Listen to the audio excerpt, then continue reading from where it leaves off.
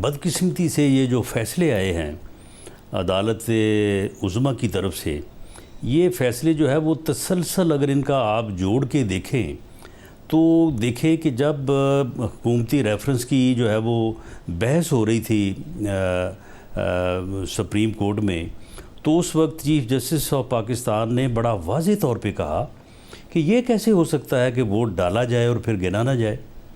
उसके कॉन्सिक्वेंसेस हैं और आइन में दर्ज हैं। अगर कोई वोट डालेगा गिना तो जाएगा, लेकिन उसके बाद जो है वो फिर उसका जो है वो कॉन्सिक्वेंसेस को फेस करने पड़ेंगे।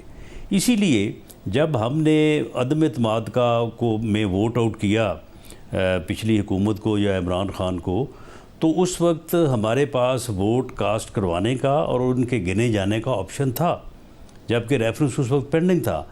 लेकिन हमारे पास क्योंकि इत्तेहादियों के वोट पूरे हो गए, हमारे पास 175 वोट हो गए 172 के मुकाबले में, तो फिर हमें ज़रूरत नहीं पड़ी। और अब उसके बाद 1 महीने बाद ये फ़ैसला किया गया कि जी वोट गिना भी नहीं जाएगा, और फिर साथ ये भी फ़ैसला हुआ कि जो वोट 1 महीना पहले पड़ चुके हैं वहाँ पंजाब असम्बली में, और 197 वोट दे के हमजा शहबाज शरीफ जो है वो वज़ीर आला बन चुके हैं, उनके वोट 1 महीना पहले जाके माइनस हो जाएंगे।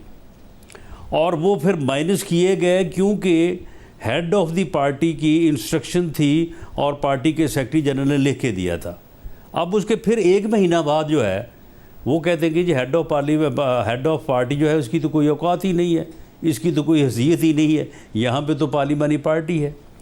तो ये जो फ़ैसले हुए हैं, इन फ़ैसलों से लगता ये है कि हमें पंजाब में टारगेट किया गया है। तआवुन तो खैर बहुत दूर की बात है, तआवुन तो हम ना मांगते हैं ना हमें चाहिए।